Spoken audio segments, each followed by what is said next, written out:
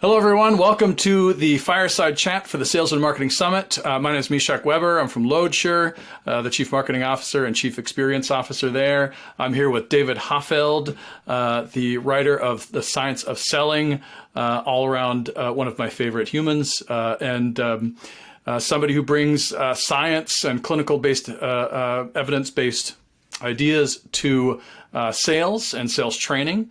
Myself, I'm very passionate about bringing the same kind of evidence-based framework, cognitive bias, behavioral design to marketing.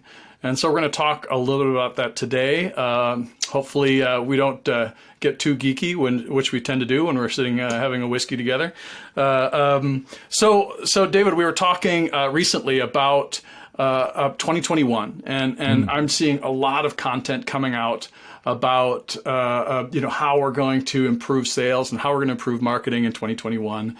There's just a lot of stuff out there that I feel like either somebody's really trying hard to sell something or they're on the wrong side of the Dunning-Kruger effect. Either one, be careful. And whereas if you follow more behavioral design approaches, evidence-based approaches, if you follow Carol Dweck's mindset and B.J. Fogg's work around habits and behavioral design, I think that you're going to have a lot more success and you're going to have more resilient teams. And at least that's what we had talked about. So it wasn't just me that thinks this. And we're talking about that a little bit today. I'm wondering kind of, first and foremost, David, what kind of comes to mind from our subject today? Yeah, it's great. It's great to be with you, Mishak. I always enjoy our conversations as well. And you're spot on. I mean, the exciting thing is there is so much powerful science that is so relevant to what sales professionals and marketing professionals do every day. And when you use this science, it really provides clarity as to why people do what they do. And knowing this really helps us be more effective. So you mentioned the mindset.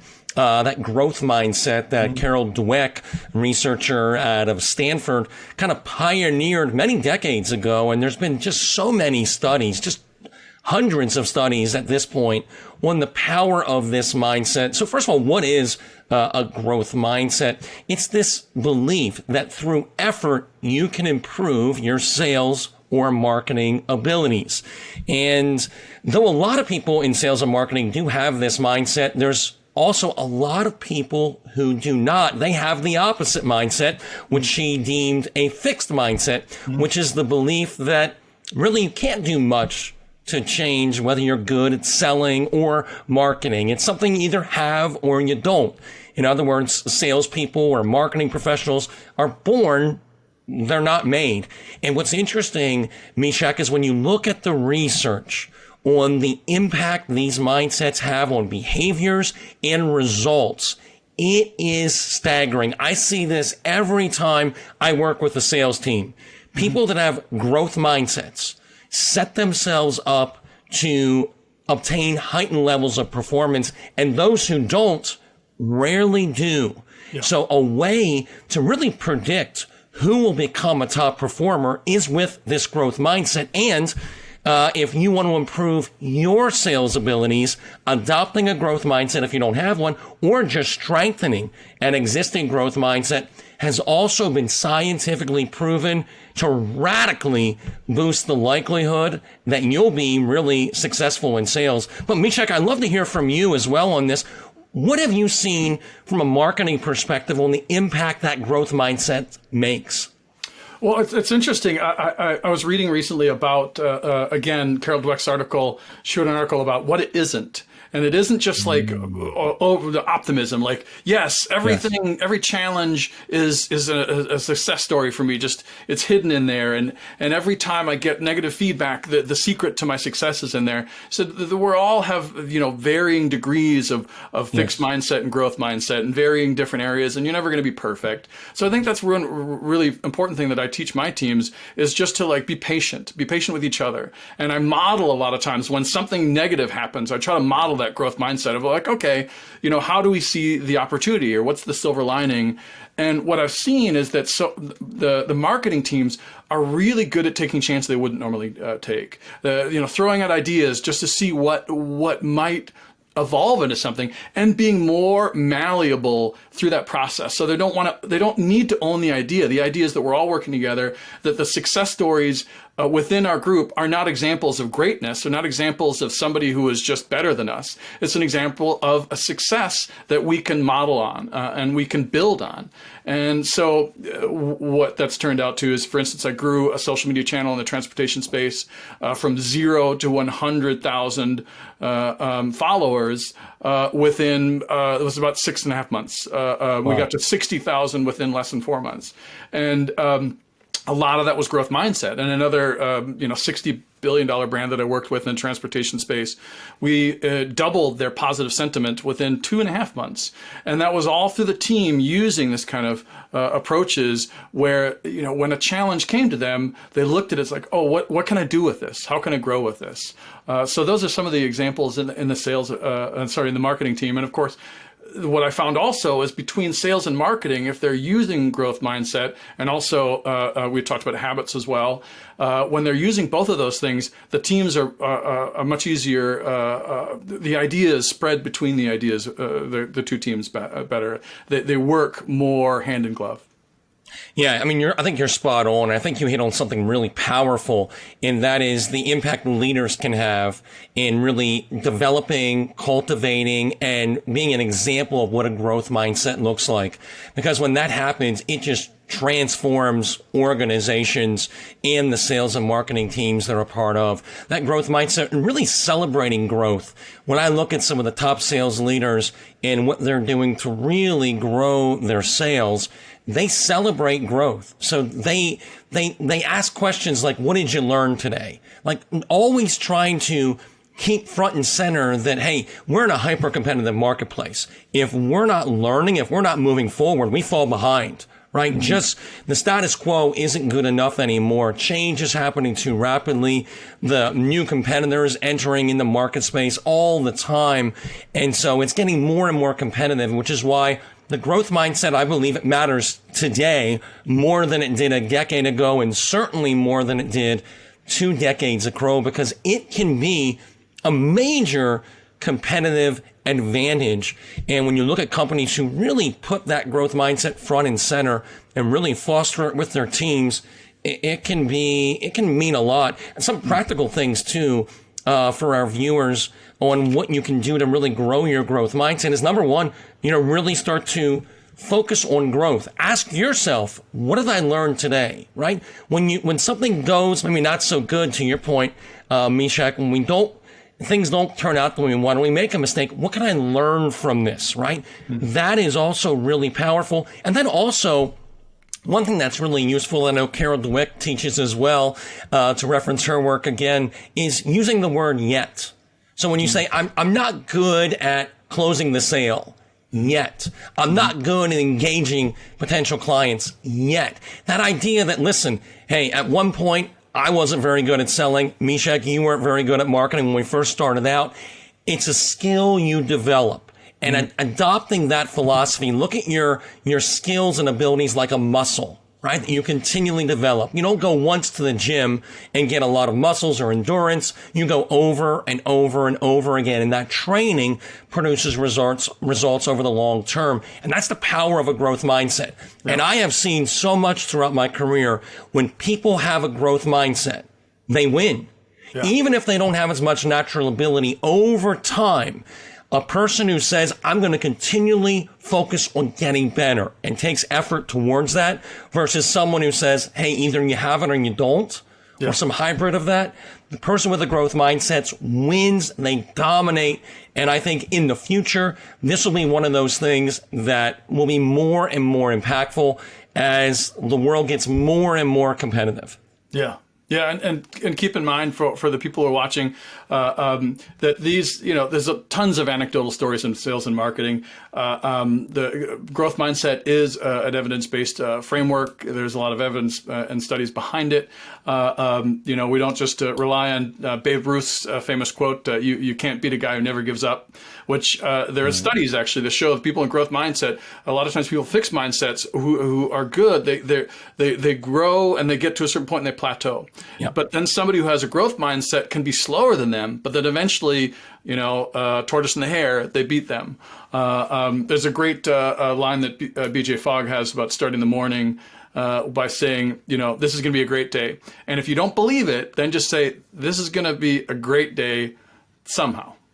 And, just the idea of just not yet, you'll get there. And that's all you need. And you can do that every single day. No matter how bad the day is, you can say that. I think it's good, to talk about the habits as well. We talked a little bit about that, creating new habits. BJ Fogg's book, Tiny Habits, is the most amazing resource I've ever read. And it's based on his work in behavioral design, or behavior design is what he calls it, that I've done and worked with him on and done his workshop, that I found incredibly powerful in marketing and also in the sales work, because there's a lot of crossover that we've done in the past. But the idea that you can actually teach your team these new techniques, and not just to change their own behaviors, as in the book Tiny Habits, but also within the work that they're doing. And I know that we talk a lot about that, but from a behavioral design perspective, we have both the observations of BJ Fogg and the Stanford lab, and then also cognitive bias, and how all of that cognitive bias is just like this rich opportunities, these nudge points that we can tap into to accelerate people's trajectory down the sales path or nurturing path, whatever the case may be. And wondering if you have any thoughts on that, where people can take that growth mindset and tie it into those tactics. Yeah, I think it's a great point you bring up. All of us have these biases, is how our brains are wired, and understanding them can not only help us create context and environments that predictably influence people in a very predictable way, but also influencing ourselves. And there's a lot of these biases we can talk about, these little rules, if you will, that our brains follow when forming judgments. I know one of them that I've been using personally is something called temporal discounting. Temporal discounting is a really interesting bias. It's why it's so hard for people to save for retirement, in that throwing your future self under the bus. Exactly. We do this. Even when it's in the near future, right? So when we think about what Friday night David wants to do versus what Saturday morning David will appreciate that Friday night David did, right? I devalue what me on Saturday morning will feel like if I make certain decisions on Friday night. And this is something that's really interesting. There's been a lot of research on this. Richard Thaler, a Nobel Prize winner, has talked about this, but it's helpful because we all devalue what's going to happen to us in the very near future, which is why one of the reasons, there's a few, but one of the reasons why we'll often procrastinate on things. We'll push things off that we really want to do, but we just say, well, I'll do it later, even though later on we regret that we didn't do it when we originally planned. So what can you do? As an example, what does the research show? How do you fight against a bias like this when it's causing you to not do those things you actually want to do? One of the things the research shows is by really focusing on what your experience will be like in the future. For instance, one study found when they asked people, how much of your income will you save for retirement? They would get an amount. But when they had people look at pictures of themselves that had been aged to represent what they would look like at retirement, and then ask them the question, right? With that view of the future me, people gave considerably more. So you and I can leverage that same idea in when we think about, okay, what will my experience be like tomorrow? So for example, I used this actually last night. One of the things I've been working on this month is trying to lose a little bit of weight. And so, last night, I always work late in the night writing. And so I'm often tempted to snack at night. And so I thought, okay, tomorrow morning, what will I be most happy with?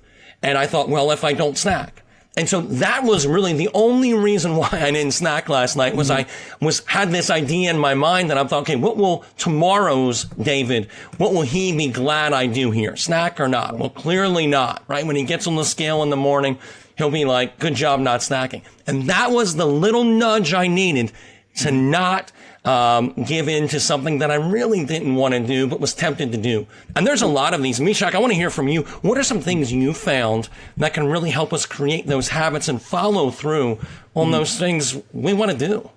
Well, you tie right into a BMAP, BJ Fogg's model, where behavior happens when you have motivation and ability and a prompt. And the motivation, you basically just identify motivation. Nobody creates motivation. If they're doing it, they're just Sisyphus running up a hill or walking up a hill and then back down again, of course, right? But you focus on the ability, which is either making something easier or harder.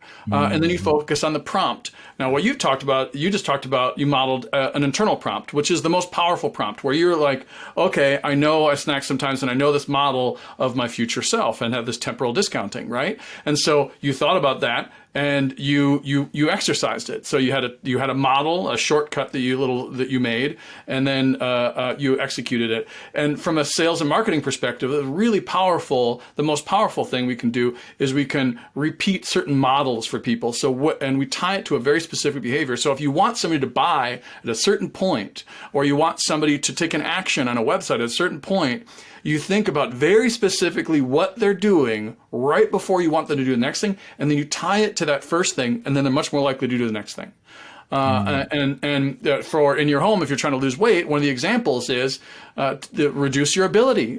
Put the snacks further back where you actually have to dig for them, and you're digging for them, and you're remembering this is why I'm digging for them, because I discount my future self. Or in the case of a website, is reducing friction points. If there's something that somebody has to read, and there's not a reward for that, there's no purpose other than maybe just to kind of carry the story along in a way that isn't meaningful, get rid of it, because you're reducing their ability, because the more you put in front of people, you create cognitive overhead and you make something harder. So what I've seen, for instance, one website rebuilt just the homepage, and we increased inbound sales calls 600%. And it was just because we made it very simple, like you're here, then you do this. And then I rebuilt the software download page, and originally it was one page. Easy, right? Well, this company had been around since 1995, and I rebuilt it, and I actually made it into 4 pages. Seems totally counterintuitive, but I created a narrative where they understood I'm here, then I go here, then I go here, they'll go, and it brought them in the story, and then we put little rewards for every action, and we increased software downloads 300%. So just thinking about, there's a lot of other cognitive bias you tap into in a process like that, obviously, but the idea of like knowing right where somebody's head is at, like you knew, okay, at some point I'm going to want a snack. And then you thought, okay, when I think about this, think about my future self. And that's all it took. Yeah, it's spot on. I think you bring up some really, really powerful points. Behavioral economists call this like choice architecture is the word. So how do we architect choices in a way that predictably boosts compliance rates? And I think there's a lot of great research, again, that helps us be more effective by tapping into how our brains work. The more we can align how we sell and market with how our brain already works, the more effective we're going to be and the more natural something will feel to our consumer who's going through it. A couple of these little biases to leverage as well in sales and marketing. One is very common. One is social proof, right? Connects the persuasiveness of an idea with how other people are responding to it. So saying things like our most popular option or what most people in your situation will choose predictably guides people in a certain area because it de-risks the situation. Our brains assign less risk to something if a lot of people like me are doing it. And that's one thing to amplify social proof. Look for similarity. I'm more persuaded when people just like me are following a certain course of behavior. And so I'm very likely to do it. Why? It seems less risky, right? Our brains don't like risk when it comes to decision making. So doing that. Another one is single option aversion. This is really interesting. One way to increase sales and compliance rates as well is when you're offering a choice set, offering more than one option. Now, too many is not good, but what the research shows is when you only offer one, our brains are comparison machines. And so we like to, the way I get certainty is through comparison. Meaning if you show me one thing, I'm going to compare it to what I think it should be, what I paid in the past, what my expectations are, right? So that can often be harder to do. And as you mentioned, Mishak, the more friction, the less likelihood we'll make a decision. So when you present two options, and they don't have to be equal options, it can be very lopsided, but our brains instinctively compare A with B, and when we say A is better, that win de-risk the choice. And it makes it significantly likely that you'll get a choice in that direction, which is also really powerful. One more that I think is important too for sales and marketing is something called reactance. And this is really interesting because we've talked about what creates influence and boosts compliance rates. This is what kills it. Reactance kills influencers. Researchers stumbled on reactance over 40 years ago, and there's been a lot of studies on what it is. So reactance is the innate desire that we all feel when we feel that our ability to freely choose is being restricted by another, right? We don't like being pushed in one direction. And when you and I feel that, whether it's from sales or a marketing perspective, we as consumers instinctively push back. We want to exert our freedom. And so oftentimes, especially in the sales world, we'll create incentives to try to create urgency. But in doing so, we trigger reactance. And so we want to be very mindful of that. If you don't know what reactance is, it's hard to deal with it. But once you learn what it is, there's a lot of interesting insights from researchers on how to negate it. For example, letting people know that a choice is theirs by saying things like, it's up to you. Right? That takes away reactance, but reactance and urgency are two different things. So if you create urgency and reactance, if you reduce reactance, urgency remains, right? Reactance is that feeling that, Mishak, you're pushing me to do this, or I'm pushing you. It's that that person is inflicting their will on me, and I don't like that. So urgency is something different. And so when we reduce reactance by when we ask for something, saying it's your choice or it's up to you, now they see the ask for what it truly is, and they don't feel pressured by you. So they're responding to the situation and all that value you're creating, not to you pushing them to do something. So those are three real quick little biases we all have that we can leverage when we're presenting to others to really boost compliance and really align how we sell and market with how our brains work. Yeah. Yeah. Well, thank you so much, David. This has been just a wonderful chat. Hopefully, we're not just geeking out and talking to each other about stuff that we find fascinating. Hopefully, you share some interest here. Reach out to us. We're both on the LinkedIn and elsewhere. Obviously, David Hoffeld's book, The Science of Selling, I highly recommend it. It is literally, it's tight, it's not fluffy, and it's got some of the core stuff you need to understand how you influence people. And from my perspective, 2021, cognitive bias is going to be the secret to really making a big difference because people are very, very overwhelmed. They've got a lot of distraction. There's a lot of stuff going on in their day. A lot of the news cycle is pretty challenging these days. And so making things easier and taking advantage of these kind of little shortcuts that we all have, I think are going to serve you all well. And that's why we wanted to talk about this today. Again, we talked about Carol Dweck, BJ Fogg, of course, David's book, Science of Selling. Thank you very much for having us. Thank you for your time today. We look forward to talking to you again.